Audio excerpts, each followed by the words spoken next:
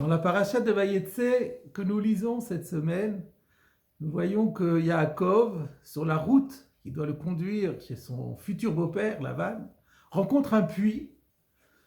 Près de ce puits, 3 troupeaux de menu bétail sont accroupis, attendent d'être abreuvés de ce puits. Et sur ce puits, sur la bouche du puits, dit le verset, la pierre était grande. On connaît la suite de l'histoire. Quand Yaakov va voir Rachel, il va s'approcher du puits et il va arriver à soulever tout seul cette pierre énorme qui, en principe, nécessitait la présence de tous les bergers de l'endroit pour la soulever. La question qu'il est permis de soulever sur ce sujet, c'est pourquoi la Torah attache une telle importance à un épisode qui paraît, après tout, extrêmement anecdotique. Et surtout, pourquoi cette luxuriance de détails? À quel intérêt de nous dire qu'il y avait 3 troupeaux de menu bétail qui attendaient? Et de nous dire que c'était tous les troupeaux de la région qui étaient abreuvés? Et surtout, pourquoi focaliser sur cette pierre? À cause de cette question, les maîtres du Midrash ont compris que derrière le sens simple du verset, il y a encore d'autres leçons par allusion. On sait que le remez, c'est une des manières d'interprétation de la Torah, l'allusion. Il est fait ici allusion à d'autres thématiques complètement différentes, mais qui sont très importantes pour le judaïsme. Et ainsi, le Midrash donne de plusieurs explications, dont une d'entre elles est la suivante. Le puits désigne, en fait, symbolise la synagogue. L'eau vive que contient ce puits, c'est la Torah qu'on entend à la synagogue. Les 3 troupeaux qui étaient accroupis près du puits font allusion aux 3 appelés à la Torah, 3 personnes qu'on appelle à la Torah, le lundi matin et le jeudi matin. Et tous les troupeaux qui se réunissent, c'est la communauté qui se trouve dans la synagogue. Et la pierre, tenez-vous bien, c'est le Yetzer Hara. Elle symbolise le penchant du mal. On comprend que le Midrash dit cela parce qu'il y a un texte talmudique dans Souka, page 52a, qui dit que le penchant du mal porte 7 noms. Et un de ces noms, c'est Pierre, Even en hébreu, d'après le prophète Yocheskel qui a dit « J'extirperai ce cœur de pierre de votre chair ». Il est intéressant de noter que l'auteur du Sfat Emet, grand maître de la pensée chassidique, sans se référer le moins du monde à ce midrash, explique ce verset dans la même direction. Lui fait remarquer que la Torah dit « la pierre était grande sur la bouche du puits ». On aurait dû dire « une pierre ». Quand on dit « la pierre », on fait référence à quelque chose de connu. Eh bien oui, il s'agit, encore une fois, du Yetzer Hara, du penchant pour le mal. Ce penchant du mal, ce penchant qui pousse la personne à faire du mal, se trouve sur la bouche du puits.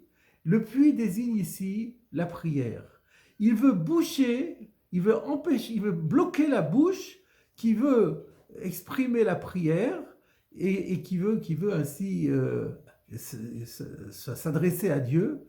Le Yetzer Hara vient en empêcher. Mais la question que soulève le Sfat Emet, pourquoi ici le Yetzer Hara est qualifié de gadol, de grand, d'énorme?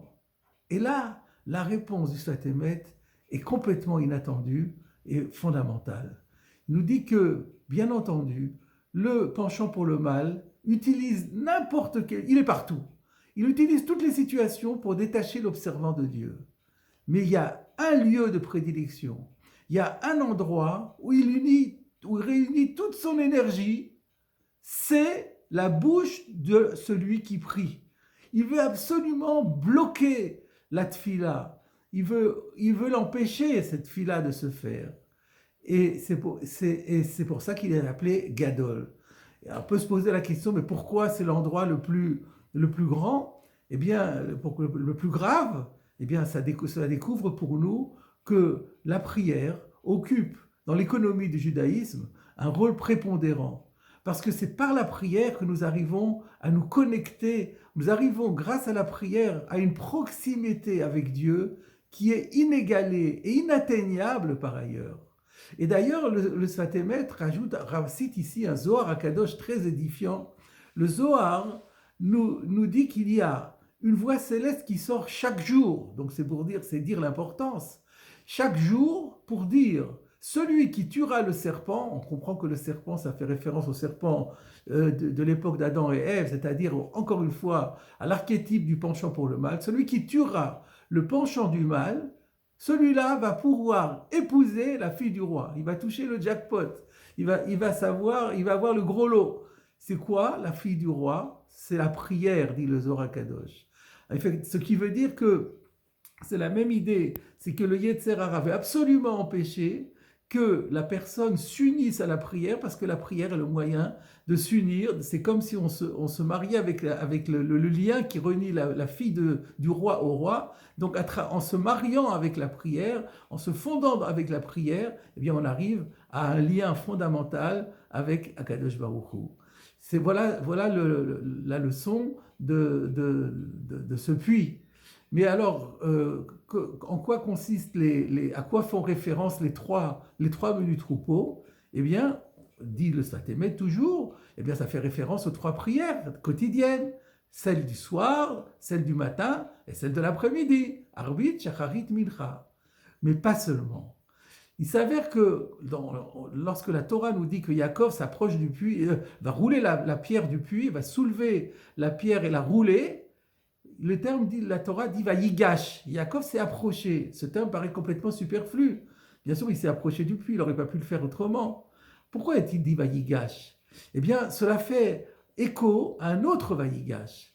Dans la paracha de Vayera, quand on a Avram Avinu entreprend d'intercéder auprès de Dieu en faveur de Sodome, pour que Dieu renonce à détruire Sodome et Gomorrhe. Là aussi, il est dit Vayigash. Et ainsi, on comprend que Vayigash, c'est la prière. Eh bien, ça va tout à fait avec l'explication que nous donnons. Yaakov, avant de faire rouler sa pierre, de la soulever, savait très bien qu'il fallait l'aide de Dieu. Vayigash, il a demandé à Dieu de l'aider et Dieu l'a exaucé. Il est arrivé à soulever cette pierre. Maintenant, la question qui se pose, mais pourquoi la prière est-elle exprimée par le mot de Vayigash qui veut dire il s'est approché? Cette question est résolue par le Midrash, cité par Rashi, dans Vayera à propos d'Avraham Avinu, qui nous dit que on trouve l'occurrence du mot Vayigash se trouve dans trois contextes différents. Quand est-ce on parle de s'approcher? Dans un contexte de guerre, dans un contexte de conciliation et dans un contexte d'imploration. Eh bien, c'est ce qui s'est passé avec Avraham Avinu lorsqu'il a parlementé avec Dieu au sujet de Sodome. Parfois, il s'exprime durement en disant est-ce que tu anéantirais le juste en même temps que l'impie à cause de ta colère? Là, c'est parler durement. Et puis, il parle aussi avec amabilité en disant je ne suis que cendre et poussière. Et puis il implore Dieu de grâce que Dieu ne se mette pas en colère contre moi. Ainsi, on voit que Avraham Avinu a utilisé ces trois moyens. Eh bien, Yaakov Avinu et la prière d'une manière générale, le modèle de la prière pour nous, c'est d'utiliser ces trois moyens. Et je voudrais compléter cela par un enseignement du Gourarié, le Maharal de Prague, dans son commentaire sur Rashi dans Vayera, qui nous dit qu'ici nos maîtres ont dévoilé un grand mystère. À savoir que Avraham Avinu visait trois noms de Dieu différents. Chaque nom de Dieu exprime un attribut particulier. Le nom Kel exprime l'attribut de bonté. Elohim, la rigueur. Le tétragramme, la miséricorde. Et donc, Avraham visait les trois. Lorsqu'il s'adressait à la dureté, à la rigueur, il faut l'affronter comme un combat. Lorsque on s'adresse à la bonté, on fait appel à la générosité, alors on fait preuve d'amabilité. Et lorsqu'on est face à la miséricorde, eh bien on implore cette miséricorde. Voilà, mes chers amis, les trois moyens que nous mettons en œuvre tous les jours à l'intérieur de notre prière. Mais ce qu'il faut retenir de cette leçon incroyable, c'est que cette leçon incroyable du puits nous dit que nous avons le rôle essentiel, l'enjeu majeur de notre vie peut-être, c'est de réussir tous les jours notre prière. Et que pour réussir cette prière, il faut lutter contre le Yetzer Hara, qui essaye de la bloquer, en tout cas de nous empêcher de la dire correctement, en nous empêchant de penser aux mots, de comprendre le sens des mots, de nous concentrer sur les mots et de mettre toute notre ferveur.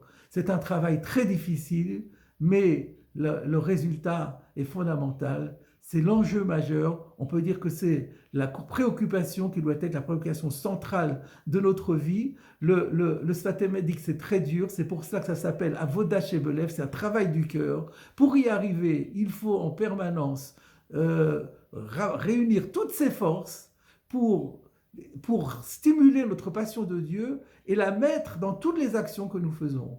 Tous les troupeaux qui veulent s'abreuver font référence à toutes nos actions de tous les jours, de chaque jour et de tous les jours, qui réunis ensemble peuvent nous permettre de neutraliser ce fameux penchant, mauvais penchant, et d'obtenir une prière réussie.